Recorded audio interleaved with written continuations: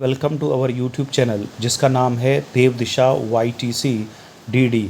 पिछले वीडियो में हमने जो UK SSSC का LT असिस्टेंट टीचर का एग्ज़ामिनेशन का जो सिलेबस है फर्स्ट पेपर का, जो सभी के लिए कॉमन पेपर है, उसमें यूनिट 5 के कुछ इम्पोर्टेंट क्वेश्चन डिस्कस किए थे। ये हमने 25 क्वेश्चंस पिछले वीडियो में हमने डिस्कस कर लिए थे। अब इस वीडियो में पार्ट 2 में हम बाकी के बचे हुए 25 क्वेश्चन डिस्कस करेंगे। तो हम स्टार्ट करते हैं बिना समय नष्ट किए। अगला क्वेश्चन है 26 का। RPWD एक्ट के अनुसार किसी वयस्क को बौनेपन से प्रभावित कहा जा सकता है। जैसे मैंने बताया कि RPWD एक्ट आपका 2-3 जगह आपके सिलेबस में आता है, समावेशी शिक्षा के संदर्भ में भी आता है। RPWD एक्ट खुद है, यूनिट 5 में भी है, यूनिट 2 में भी है। तो इस वजह से आपका 2-3 जगह ये आता है RPWD एक्ट, या दिव्यांग शिक्षण या समावेशी। तो बौनेपन से प्रभावित आपका हो जाएगा ए आंसर या को आंसर 4 फुट 10 इंच। अगर हम सेंटीमीटर की बात करेंगे तो सेंटीमीटर का भी ध्यान रखेंगे, हो सकता है वो सेंटीमीटर पूछ ले। तो लगभग ये बैठता है 147.32। तो 147 ही दिया जा सकता है। तो 147.32 ये आपका इसमें रहेगा। अगला प्रश्न देखोगे, दिव्यांग व्यक्तियों के अधिकार अधिनियम यानी RPWD जिसे हम कहते हैं, right of person with disability act की धारा के तहत दिव्यांग व्यक्तियों के लिए एक राष्ट्रीय कोष, तो एक राष्ट्रीय कोष दिव्यांग व्यक्तियों की सहायता के लिए बनाया जाता है। ये RPWD एक्ट 2016 की किस धारा में है? तो ये धारा में है आपका 86 की। और इसी तरह से राज्य भी एक कोष बनाते हैं, वो धारा 88 में उसका उल्लेख है। तो एक ध्यान रखिए, 2 एक्ट ऐसे हैं जिनमें अंदर से प्रश्न आ सकते हैं, यानी एक्ट की धाराएं पूछी जा सकती हैं। एक तो एक्ट पूछा जा सकता है राइट टू एजुकेशन, उसमें पूछा जाता है कि 25% जो गरीब बच्चों के लिए निजी विद्यालयों में 25% आरक्षण है गरीब बच्चों के लिए, वो किस एक्ट के तहत है। प्राइवेट ट्यूशन पर रोक किस एक्ट के तहत है। तो इस तरह से वो एक्ट के अंदर से धाराएं पूछते हैं। तो इसीलिए संभावना ये भी है, क्योंकि 2 एक्ट हैं आपके सिलेबस में, एक तो RTE एक्ट है और दूसरा RPWD है। तो RPWD में से भी अंदर से कुछ प्रश्न आ सकते हैं। तो उसमें से मैंने इम्पोर्टेंट प्रश्न ये चुना है, और ये प्रश्न यही है कि किस धारा के तहत RPWD एक्ट की किस धारा के तहत दिव्यांग यानी फिजिकली चैलेंज लोगों की एक नेशनल कोष बनाया गया। तो नेशनल कोष आपका राष्ट्रीय स्तर पर है धारा 86 के तहत, और राज्य के स्तर पर है ये 88 के तहत। तो ध्यान रखेंगे, अच्छा क्वेश्चन बन सकता है। प्राथमिक शिक्षा का अर्थ है RTE एक्ट के अनुसार 2009 के अनुसार 1 से लेकर 8 तक को प्राथमिक शिक्षा गिना जाता है। प्रवेशोत्सव उत्तराखंड में किस वर्ष बनाया गया? 2024 में। ये अच्छा क्वेश्चन है। आप मान के चलिए कुछ क्वेश्चन उत्तराखंड पर आधारित रहेंगे, जैसे कि उत्तराखंड में शिक्षा व्यवस्था है, दिव्यांग शिक्षण के लिए है, और इसी तरह से महिला शिक्षा के लिए। तो बहुत सारे प्रश्न, पिछड़ी जाति की शिक्षा के लिए, अनुसूचित जाति की शिक्षा, कुछ प्रश्न आएंगे जो उत्तराखंड पर आधारित होंगे। तो ये यहाँ पर ये भी एक अच्छा क्वेश्चन बन सकता है कि उत्तराखंड राज्य में विद्यालयों में प्रवेशोत्सव 2024 किस तिथि को मनाया गया? तो ये मनाया गया था 1 मई को। ज़रूर ध्यान रखेंगे, 1 मई को। अब अगला प्रश्न है RTE यानी राइट टू एजुकेशन एक्ट 2009 में अनिवार्य शिक्षा से क्या तात्पर्य है? तो इसमें पहला है, सामान्यतः यही समझते हैं कि 6 से 14 साल तक के बच्चों को निःशुल्क व अनिवार्य शिक्षा देना ही अनिवार्य शिक्षा है। लेकिन ध्यान रखेंगे, अनिवार्य शिक्षा में और भी प्रावधान है।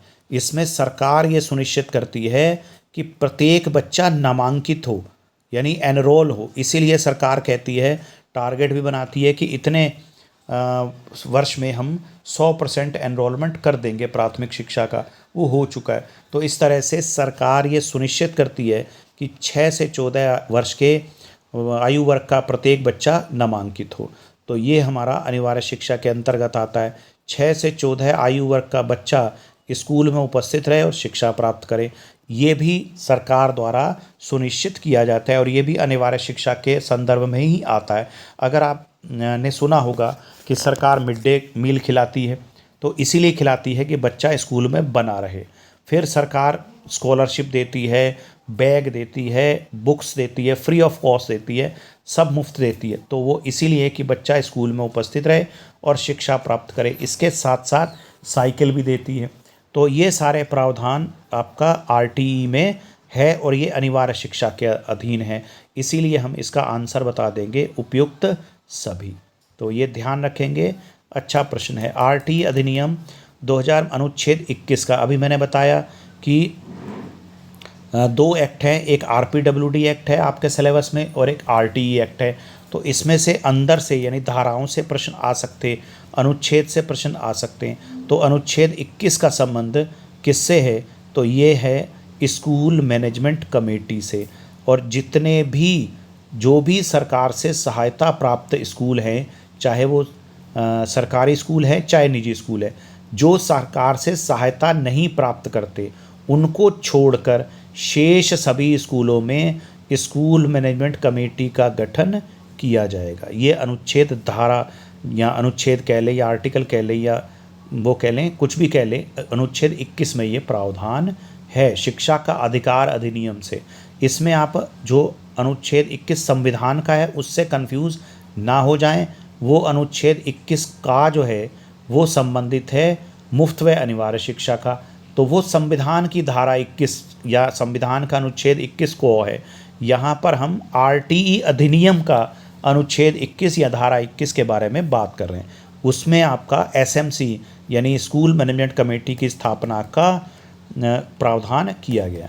शिक्षा का अधिकार अधिनियम 2009 के तहत किस कार्यों में ही शिक्षकों को योजित किया जा सकता है, यानी शिक्षकों को किस काम में लगाया जा सकता है?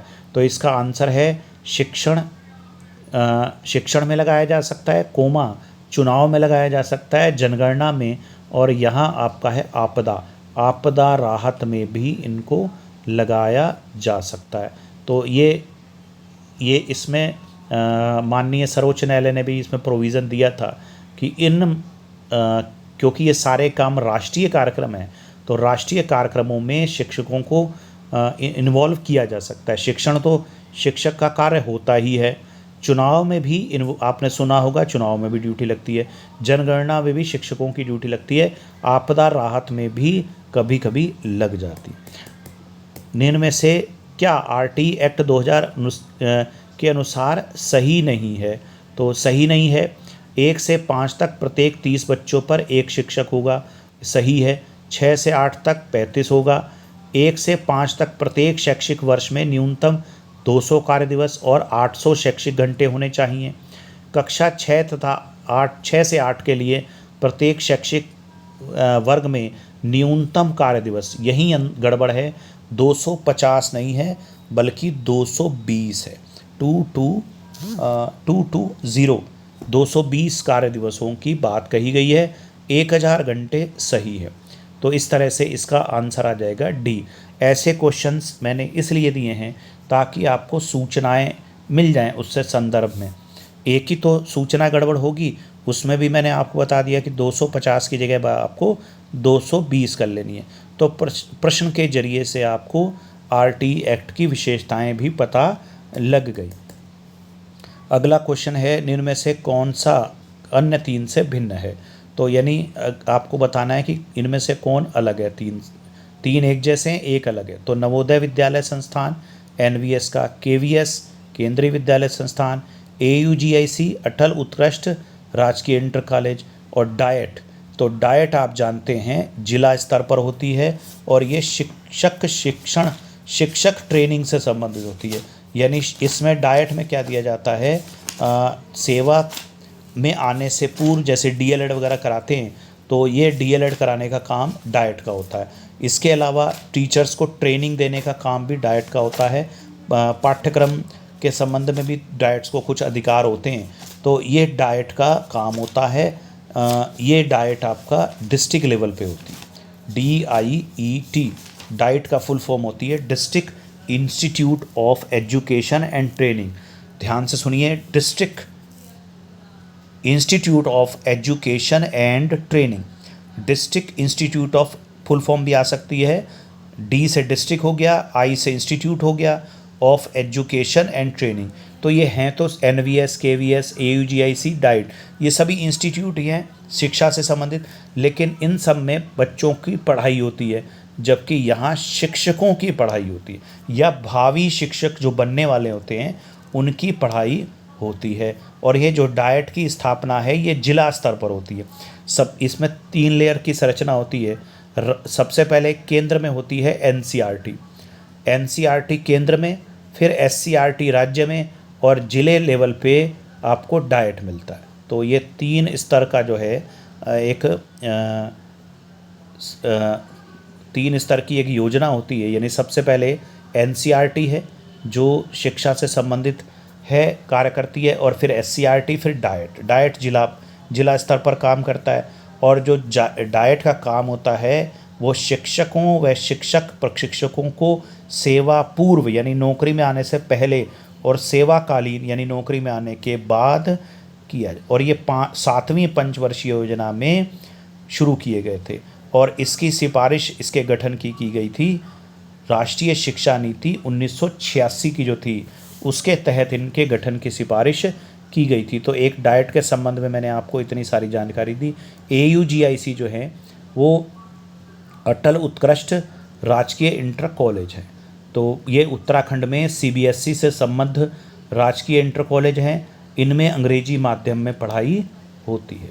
तो AUGIC का भी आप ध्यान रखेंगे। इस पर और विस्तृत प्रश्न मैंने अगले पेपर में बना रखा है। इसके बाद अगर KVS देखेंगे तो KVS केंद्रीय विद्यालय संस्थान है, और इनकी स्थापना जो की गई थी वो केंद्रीय कर्मचारियों और अर्धसैनिक बलों के जो कर्मचारी हैं उनके बच्चों को शिक्षा प्रदान करने के लिए बनाया गया था ये KVS। और इसकी स्थापना की गई थी 15 दिसंबर 1963 में। 15 दिसंबर 1963 KVS 1963 में। और इसी तरह से अगला है NVS आप जानते हैं नवोदय विद्यालय संस्थान। नवोदय विद्यालय संस्थान 86 में बनाए गए, 1986 में। और ये उस समय तत्कालीन जो प्रधानमंत्री थे वो राजीव गांधी थे, और राजीव गांधी के समय एक नई शिक्षा नीति आई थी 86 की, उसके तहत ये बनाए गए थे, या उसकी सिफारिश के बाद ये बनाए गए थे। और एक चीज़ ये भी आ जाती है कि उस समय कौन HRD मिनिस्टर थे, यानी मानव संसाधन विकास मंत्री कौन थे जब NVS की स्थापना हुई थी। तो NVS नवोदय विद्यालय संस्थान जो थे वो भारत सरकार द्वारा वित्तीय सहायता प्राप्त संस्थान है, और शिक्षा मंत्रालय, या आज की तारीख में हम इन्हें शिक्षा मंत्रालय कहते हैं, नहीं तो मानव संसाधन विकास मंत्रालय के अधीन ये कार्य करते हैं। और उस समय मानव संसाधन विकास मंत्रालय मंत्री जो थे वो PV नरसिम्हा राव थे, और उन्होंने इसकी नींव रखी थी। इसके बाद नेक्स्ट है कौन सा शिक्षक प्रशिक्षण से संबंधित नहीं है। शिक्षण प्रशिक्षण से संबंधित है, तो आप अभी हमने डिस्कस किया NCTE नेशनल, आप जान सकते हैं NCTE national council for teachers education. National council for teachers education ये कब बनी है, इसमें बहुत अच्छा क्वेश्चन आता है। और कई जगह आपने देखा होगा किसी और राज्य का या किसी और जगह का पेपर आपने दिया हो तो उसमें देखा होगा कि इसके गठन वर्ष पूछा जाता है। तो ये NCTE 1995 में बनी थी। इसका मुख्यालय नई दिल्ली है, और ये भारत में शिक्षक शिक्षा को रेगुलेट करती है, यानी टीचर्स ट्रेनिंग को या टीचर्स एजुकेशन को रेगुलेट करती है। अब इसके बाद अगला प्रश्न है इनमें से किसका संबंध दिव्यांगजनों से है। तो 4 ऑप्शन आपके सामने हैं। इसमें है MCI medical council of India. तो मेडिकल काउंसिल ऑफ इंडिया मतलब भारतीय चिकित्सा परिषद, तो इसका दिव्यांगों से कोई प्रत्यक्ष संबंध नहीं है। PCI pharmacy council of India, ये सारी की सारी जो संस्थाएं हैं, ये परिषदें जो हैं, काउंसिल हैं। इसके बाद पहले डिस्कस कर लेते हैं RCI हो गया रिहेबिलिटेशन काउंसिल ऑफ इंडिया, यही इसका सही उत्तर है। और इसके बाद लास्ट है DCI dental council of India, ये जितनी भी हमने काउंसिल गिनी हैं ये यूजीसी के अधीन काम करती हैं। यूजीसी के अधीन जो ये काउंसिल्स हैं ये काम करती हैं। और आरसीआई मतलब रिहेबिलिटेशन काउंसिल ऑफ इंडिया, ये दिव्यांग शिक्षा से संबंधित होती है और आरसीआई का मुख्यालय नई दिल्ली में है। और ये जो है दिव्यांग शिक्षण से जो जितने भी दिव्यांग शिक्षा से संबंधित यानी विशेष शिक्षा जिसको हम कहते हैं से संबंधित कार्यक्रम होते हैं उनको नियमित करती है, रेगुलेट करती है और मानकीकृत करती है। अगला प्रश्न है, कौन सा अनुच्छेद अस्पृश्यता की समाप्ति का आदेश करता है? तो अनुच्छेद 17 ये आपका हो गया अनुच्छेद 17। आप जानते ही हैं एबोलिशन ऑफ अनटचेबिलिटी ये अनुच्छेद 17 में उल्लेखित की गई है। इनमें से कौन सा अधिकार संविधान द्वारा प्रदत्त मौलिक अधिकार की सूची में शामिल नहीं है? तो संपत्ति का अधिकार अब मौलिक अधिकार नहीं रहा, ये केवल विधिक अधिकार है। और आज की तारीख में ये अनुच्छेद 300 का में उल्लेखित है। संविधान के अनुच्छेद 300 का में ये है, 300A कह लो या 300 का कह लो। आज की तारीख में ये संपत्ति का अधिकार मौलिक अधिकार नहीं है। इनमें से कौन सा युग्म सुमेलित नहीं है? तो डीईओ यानी डिस्ट्रिक्ट एजुकेशन अफसर, जिला शिक्षा अधिकारी, नेचुरल सी बात है नाम से पता लग रहा है जिले स्तर पर काम करते हैं। निदेशक डायरेक्टर किसी भी विभाग का हो वो राज्य स्तर पर ही होता है। फिर आपका ब्लॉक एजुकेशन अफसर बीईओ, ये खंड स्तर पर यानी ब्लॉक लेवल पर काम, कई जगह पर इसमें प्रखंड लिखा होगा तो भी बात एक ही है, प्रखंड हो या खंड हो एक ही बात है। इसके बाद मंडल स्तर पर महानिदेशक नहीं होता, मंडल स्तर पर एडी होते हैं। कई जगह जेडी कहते हैं किसी राज्य में एडी कहते हैं, एडिशनल डायरेक्टर या जॉइंट डायरेक्टर। वो मंडल स्तर, मंडल मतलब होता है कमिश्नरी। जैसे उत्तराखंड में 2 कमिश्नरी हैं, 2 मंडल हैं, कुमाऊं मंडल और गढ़वाल मंडल, तो इनके लिए एक अलग उपनिदेशक होते हैं। महानिदेशक जो होते हैं उत्तराखंड में खासकर हम देखेंगे तो महानिदेशक का एक पद सृजित किया गया है। महानिदेशक का पद सर्वोच्च स्तर पर होता है, सबसे ऊपर महानिदेशक होंगे। शिक्षा सचिव अलग है, वो सचिवालय में आ जाएंगे। तो महानिदेशक के नीचे कौन काम करेंगे? निदेशक। और निदेशक भी 3 हैं उत्तराखंड में, एक माध्यमिक शिक्षा का, एक प्राथमिक शिक्षा का और एक जो हमारा SCRT एक और है जो हमारा संबंधित है। तो 3 हमारे इसमें कार्य करने वाले संस्थान 3 निदेशक हैं, एक माध्यमिक शिक्षा का, एक प्राथमिक शिक्षा का और एक ट्रेनिंग से संबंधित है।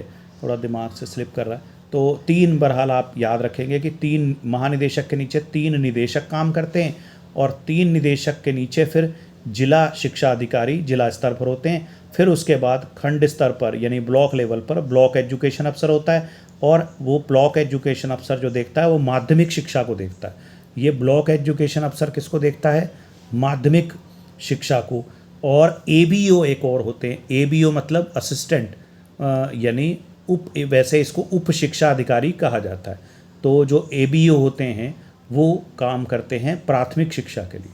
तो इस तरह से उप शिक्षा अधिकारी जो हो गए वो हो गए प्राथमिक स्तर के लिए, खंड शिक्षा अधिकारी हो गए माध्यमिक स्तर के लिए। आगे है 40वां, इसमें लिखा है कि मुदलियार आयोग की सिफारिश थी तो 4 से 5 तक की वर्ष की माध्यमिक शिक्षा, वस्तुनिष्ठ परीक्षण पद्धति ये इन्होंने सिफारिश की थी। संख्यात्मक के स्थान पर सांकेतिक अंक देना, जैसे आपका 80% आ गए तो A+ दे दिया, B+ दे दिया, C+ दे दिया, A++ दे दिया, ये इन्होंने कहा था। तो इनके जो आंसर हो जाएगा उपरोक्त सभी। इसके बाद कौन सी एक रक्त विकृति नहीं है? तो कौन सी एक रक्त विकृति नहीं है? आप जानते हीमोफीलिया, ये भी रक्त से संबंधित रोग है, यानी इस रोग से पीड़ित व्यक्ति में खून हमेशा बहता रहता है, खून का थक्का नहीं जमता। थैलासीमिया, इसमें खून बनता ही नहीं है। सिकल सेल एनीमिया, इसमें जो आरबीसी होती है, सामान्य लोगों में आरबीसी गोल होती है, इसमें सिकल सेल एनीमिया वालों में आरबीसी हंसिए के आकार की होती है। तो ये एक विकृति रक्त से संबंधित है, ये भी रक्त से संबंधित विकृति है, ये भी। पार्किंसन रक्त से संबंधित विकृति नहीं है। इसमें शरीर पर नियंत्रण समाप्त हो जाता है। अगला प्रश्न देखेंगे, किस रिपोर्ट पर वर्तमान शिक्षा नीति 2020 आधारित है? तो वो आधारित है के कस्तूरी रंजन की सिफारिश पर। नई शिक्षा नीति 2020 के अनुसार किस वर्ष तक अध्यापन के लिए न्यूनतम डिग्री योग्यता 4 वर्षीय एकीकृत बीएड पाठ्यक्रम यानी इंटीग्रेटेड बीएड आपने सुन रखा होगा, तो 2030 तक इंटीग्रेटेड बीएड वर्किंग पोजीशन में आ जाएंगे। यानी आपका इसके बाद केवल 4 वर्षीय इंटीग्रेटेड बीएड ही मान्य होगा। लेकिन ऐसा भी सुनने में आ रहा है कि 1 वर्ष का विशेष कुछ बीएड भी आ रहा है, लेकिन फ़िलहाल आप ये मान के चलिए इस प्रश्न का 2030 तक, क्योंकि सरकार की नीतियाँ होती हैं, पॉलिसी होती हैं, वो हर दिन में कुछ बदलाव आ सकता होता है। तो फिलहाल 4 वर्ष तक की एकीकृत बीएड की डिग्री वो अनिवार्य हो जाएगी शिक्षण के लिए 2030 तक। नई शिक्षा बोर्ड ये 12th के बाद होगा, 12वें के बाद। नई शिक्षा नीति 2020 के तहत किस कार्यक्रम को समाप्त कर दिया गया? तो एमफिल को समाप्त कर दिया गया। एनईपी 2020 देश भर के उच्च शिक्षण संस्थानों के लिए एकल नियामक यानी HECI की परिकल्पना की गई है। यह निम्न में से किस शिक्षा को छोड़कर पूरे देश में उच्च शिक्षा के लिए एकल निकाय के रूप में काम करेगा? तो इसका क्वेश्चन का मतलब यह है कि एक HECI बन रहा है, higher education commission of India. Higher education commission of India ये पूरे देश में बनेगा और सारी हायर एजुकेशन को रेगुलेट ये करेगा। ये यूजीसी के स्थान पर बनाने की बात हो रही है। तो ये लेकिन दो शिक्षा को ये रेगुलेट नहीं करेगा। एक तो हो गया कानूनी शिक्षा और दूसरा हो गया चिकित्सा शिक्षा। तो इसका सही आंसर हो जाएगा का और खा दोनों। अगला प्रश्न है, एनईपी 2020 के अनुसार इनमें से क्या सत्य नहीं है?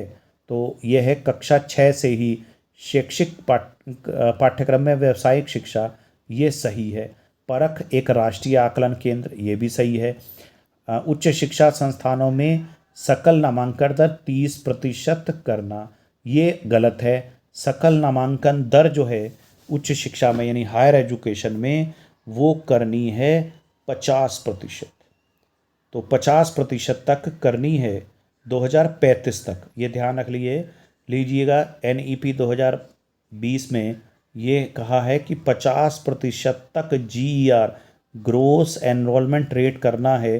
GER 2035 तक करना है 50%। बार बार रिपीट कर रहा हूँ, 50% तक GER करना है।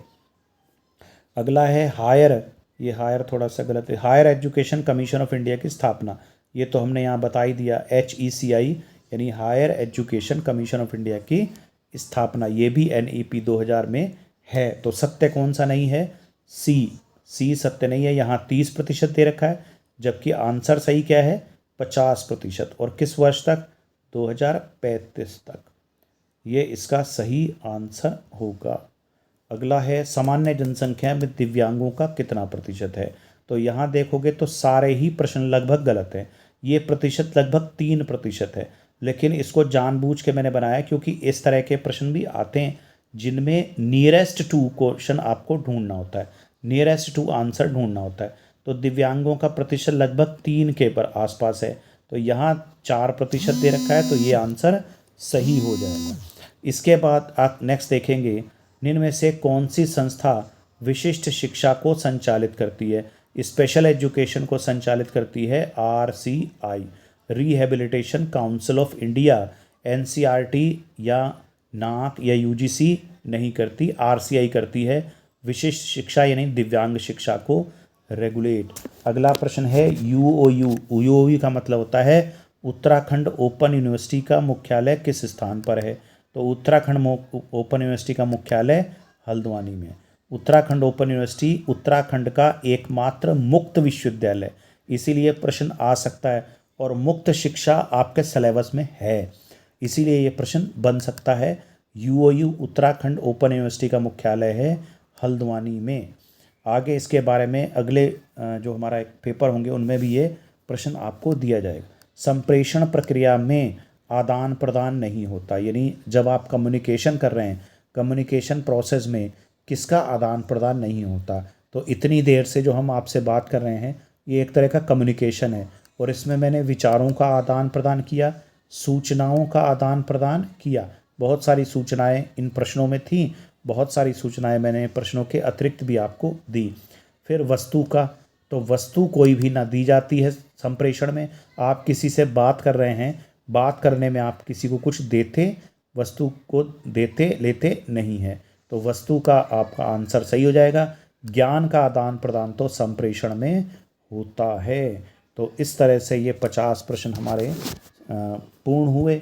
तो उम्मीद है 50 के प्रश्न तो हमने यहाँ किए ही थे, 50 के अलावा 50 आपको और भी प्रश्न यहाँ मिल गए होंगे, आपको समझ में आए होंगे। मैंने इसमें संभावना रखी है कि बिल्कुल भी त्रुटि ना हो, लेकिन अगर आपको लगता है तो आप कमेंट बॉक्स में अपना कमेंट छोड़ दीजिए। अगर कोई त्रुटि होगी तो हम उसको सही एक्सप्लेनेशन कमेंट में ही कर सकते। तो मेरे इस वीडियो की समाप्ति यहीं होती है। जुड़े रहिए हमारे इस YouTube चैनल के साथ जिसका नाम है देव दिशा YTCDD। इसके बाद आपको यूनिट 4, यूनिट 3, यूनिट 2, यूनिट 1 के टेस्ट भी दिए जाएंगे और भी महत्वपूर्ण जो प्रश्न हैं वो इस चैनल में आपको मिलेंगे UKSSC LT ग्रेड एग्ज़ाम से संबंधित। तो जुड़े रहिए हमारे इस YouTube चैनल के साथ। धन्यवाद।